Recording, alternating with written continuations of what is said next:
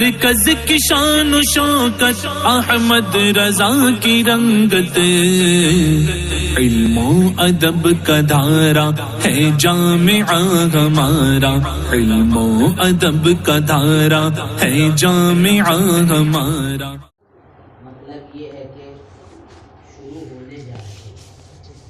اس سے پہلے جب مصنف گرامی علامہ ابو جعفر طحاوی رحمۃ اللہ تعالی علیہ ارکان اربعہ نماز، روزہ، زکوٰۃ، حج وغیرہ کے بیان سے جب فراغت پائی تو نکاح کے بیان کو چھیڑا اور اس کا آغاز فرمایا، اور نکاح کے سلسلے میں یہ بھی ارشاد فرمایا کہ للنکاح تفسیر لغتاً و شرعاً، نکاح کی تفسیر لغوی بھی ہے اور نکاح کی تفسیر شرعی بھی ہے۔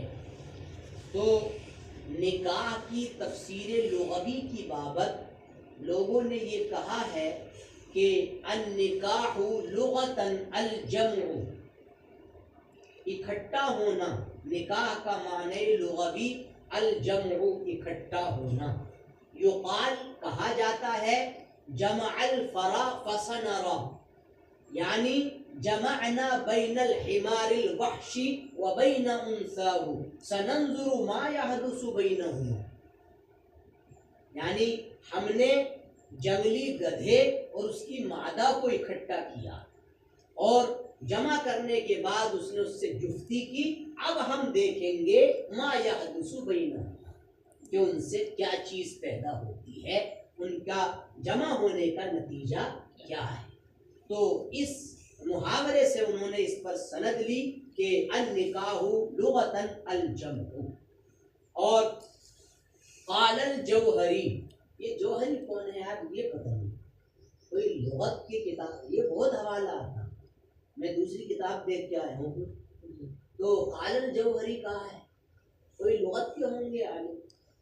جوہری کا حوالہ حضرت بھی بہت دیتے ہیں، قال الجوہری یا قال الازہری، بہرحال تو ازہری سے مراد حضرت نہیں ہوتے ہیں، جہاں یہ آتا قال الازہری، ازہری بھی کہتے ہیں، جوہری کے مقابل ہے، یہ لغت کے بڑے علماء میں ان کا شمار ہوتا ہے، لیکن ان کی لغت کیا ہے جوہری کی، اور جو ہمارے محدثین نقل کر دیتے ہیں ہم اس کو بیان کرتے ہیں۔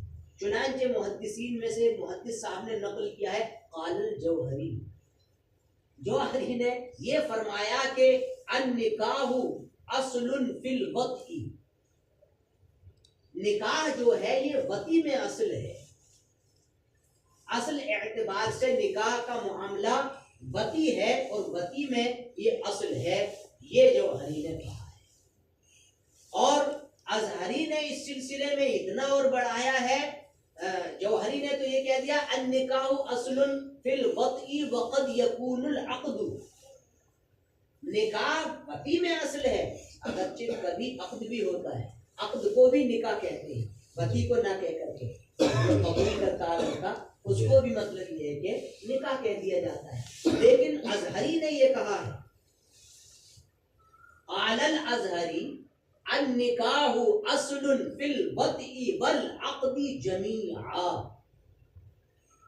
انہوں نے جمیعہ کا لفظ بڑھایا ہے کہ دونوں میں نکاح جو ہے اصل ہے، وطی میں بھی اصل ہے اور مطلب یہ ہے کہ عقد میں بھی اصل ہے۔ وقال الزجاجی،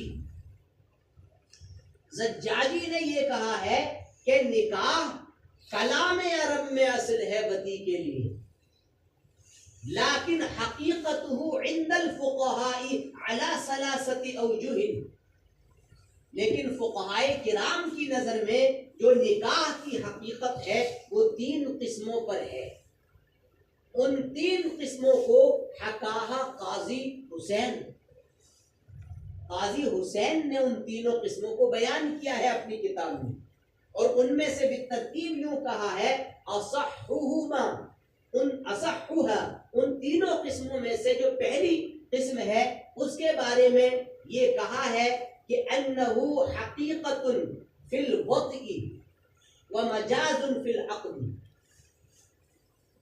یہ حقیقت یہ کیا ہے مطلب عقد میں کیا ہے یہ مجاز ہے اور وقی میں کیا ہے حقیقت. یہ مطلب یہ ہے کہ انہوں نے کہا ہے.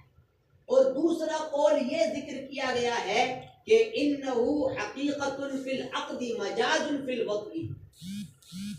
اس کو بھی کچھ لوگوں نے کہا. اور تیسرا اور آخری یہ قول یہ ذکر کیا گیا ہے کہ یہ دونوں میں حقیقت ہے اور دونوں میں مجاز ہے. اس کی طرف کسی نے میدان نہیں کیا ہے کیونکہ یہ ایسے ہی قول ہے کہ بنا دلیل کے اس کو مطلب یہ ہے کہ ذکر کیا گیا ہے. تو یہ مطلب اس طریقے پر یہاں ذکر کیا گیا. پھر نمبر آتا ہے اس کے رکن کا. نکاح کے رکن تو آپ جانتے ہی ہیں ایجاب قبول ہے. اور جناب عالی نکاح کے شرائط بھی جانتے ہیں. حضور شاہدین عاقلین بالغین حرین مسلمین سامعین یہ سب الفاظ آئے کہ نہیں کلام ہما یہ اس کے وہ ہیں. اور نکاح کا حکم کیا ہے یعنی بل کے خدا کی علت کا قصد.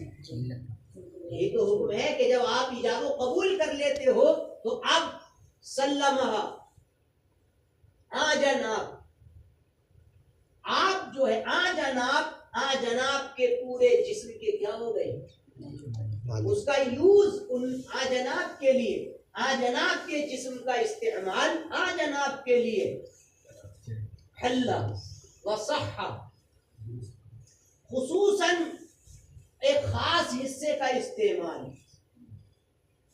للاستیلاد نہ کہ خواہش نفس کے لیے. استیلاد کے لیے نہ کہ خواہش نفس کے لیے. یہ اس کا حکم ہے اور اس کی مصلحت تو بے شمار ہے.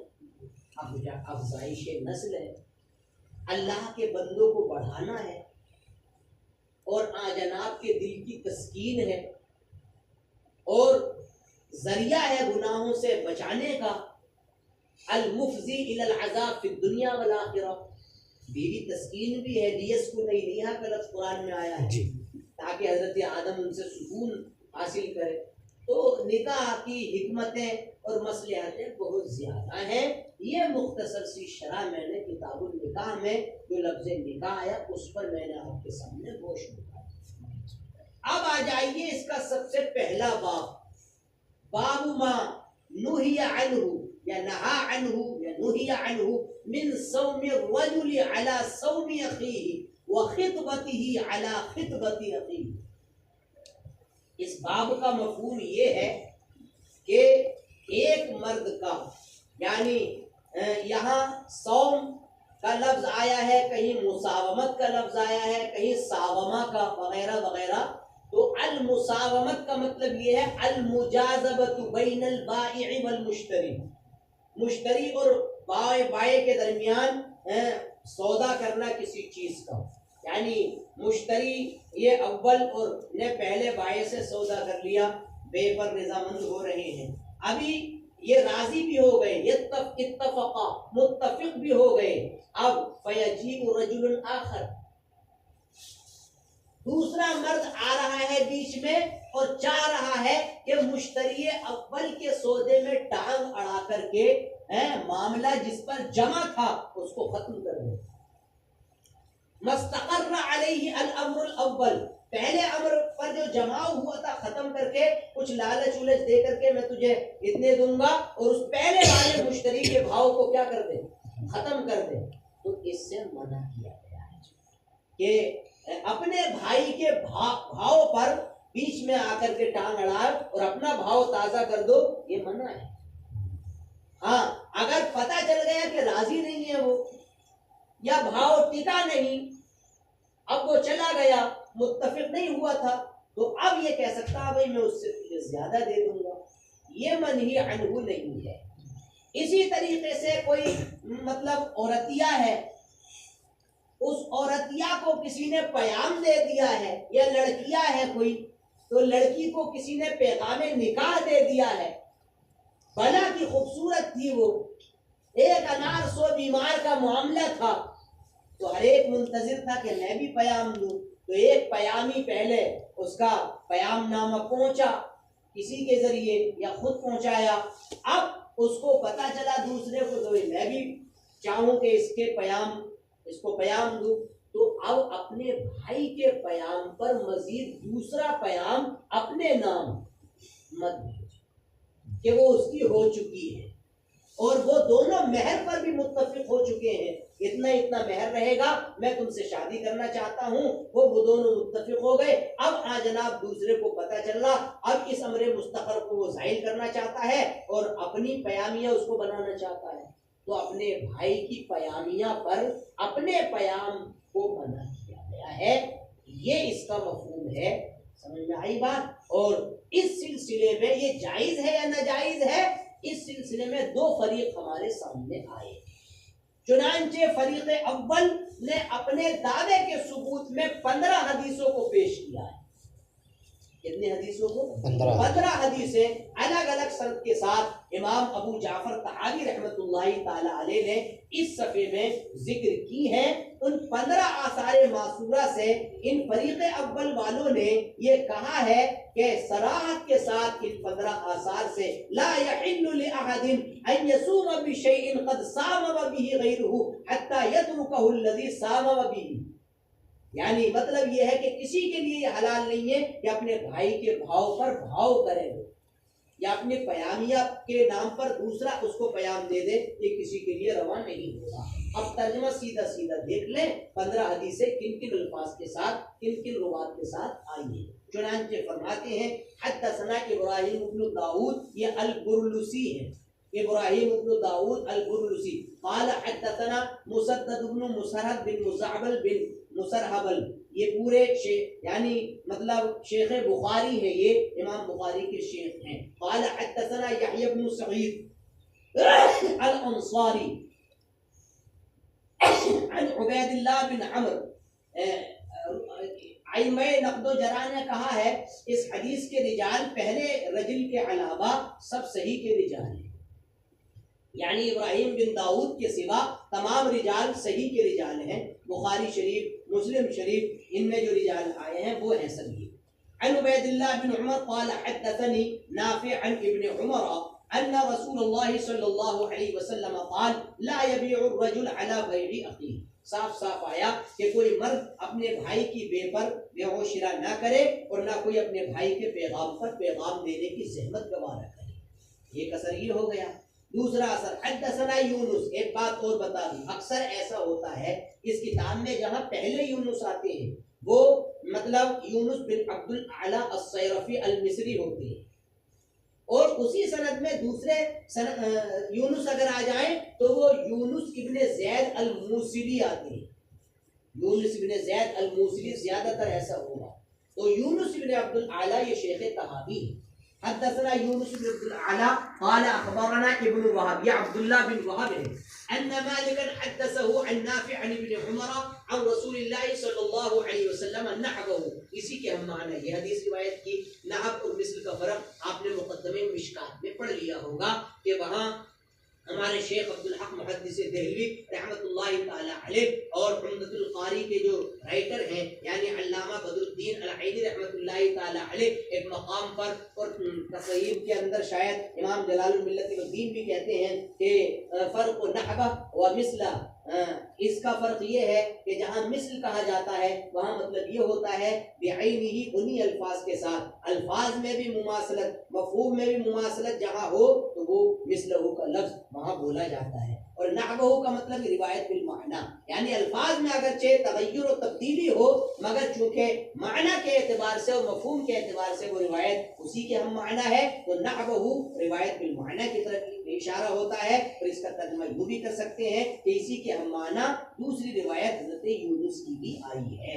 تو دو روایتیں ہو گئی۔ تیسری روایت حدثنا یونس و احمد بن عبد الرحمن بن وہب، دونوں نے فرمایا حدثنا عبداللہ بن وہب، کہیں کہیں یہ ابن وہب کہتے ہیں اور کہیں کہیں عبداللہ بھی کہہ دیتے ہیں، ابن وہب دونوں ایک ہی ہیں، کہیں ابن وہب کہتے ہیں کہیں عبداللہ، یہ ان کی مرضی ہے، ہم نے تھوڑی کہا ان سے، شارٹ کٹ ہوتا حضرت کی مرضی ہے۔ تو قال حدثني يزيد بن ابي حبيب عن عبد الرحمن بن شماسة المهري انه سمع عقبہ بن عامر یقول علی المنبر. عبد الرحمن بن شماسہ مہری نے حضرت عقبہ بن عامر کو برسر منبر فرماتے ہوئے سنا ان رسول اللہ صلی اللہ علیہ وسلم قال المؤمن اخو المؤمن, مومن مومن کا بھائی ہے, لا يحل له ان يبتاع على بيع اخيه حتى يزر ولا يخطب على خطبة اخيه حتى يزر. کسی کے لیے یہ روا نہیں ہوگا کہ وہ اپنے بھائی کی بے پر بیع و شراء کا معاملہ کرے تا وقت کہ وہ چھوڑ کر نہ چلا جائے, اور کسی کے لیے روا نہیں ہوگا کہ وہ اپنے بھائی کے پیغام پر پیغام دے یہاں تک کہ وہ چھوڑنا اس کا سراحت کے ساتھ پتہ نہ چل جائے. چوتھا اثر دیکھ لیجئے. حدثنا یونس قال اخبرنا ابن وهب, کیا ہے ابن وهب؟ وہ فرماتے ہیں اخبرنی ابن لہیعہ. ابن لہیعہ کے بارے میں اکثر ائمہ جرح و تعدیل, یہ پچھلا مطالعہ فائدہ دے رہا میرا, میں نے ان کا مطالعہ نہیں کیا, جو راوی آ چکے ہیں اور جو میں سیر حاصل گفتگو کر چکا ہوں سال اول کے, کبھی میں پڑھاتا تھا اس کو پہلے سال میں نے بھی پڑھائی ہے پہلے سال والوں کو یہ, اور دوسرے سال والوں کے لیے جو پڑھائی ہے وہ بھی اس کے راوی جو میرے علم کے اعتبار سے آ رہے ہیں وہ مطالعہ مجھے اب فائدہ دے رہا, ورنہ علامہ بدر الدین عینی کی یہ سبق اب نہیں ہے 5-6 صفحے تک کہیں بھی نہیں, لیکن جو میں نے اس میں پڑھا ہے وہ میرے ذہن میں جو محفوظ ہے وہ میں آپ کو بتا رہا ہوں. ابن لہیعہ کے بارے میں جیسے ابو عبداللہ عجلی ہیں اور جناب علی ابو زرعہ دمشقی ہیں, اور بھی بہت سارے نام مجھے یاد نہیں آ رہے, انہی کے دونوں کے نام زیادہ ذہن میں رہے.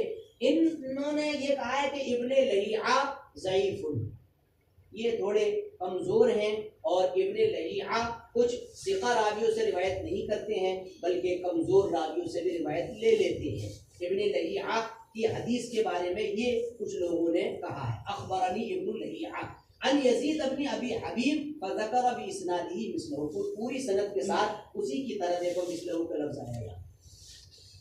5ویں دیکھ لیجئے. حدثنا علی بن عبد الرحمن قال حدثنا علی بن الجعد, یہ شیخ بخاری ہے, علی بن الجعد قال خبرنا صخر بن جبیریہ عن نافع, یہ حضرت ابن عمر کے آزاد کردہ غلام ہیں, اسی لیے موطا شریف میں جب آپ نے پڑھا ہوگا تو نافع کے بعد ضرور کون ہوتے ہیں؟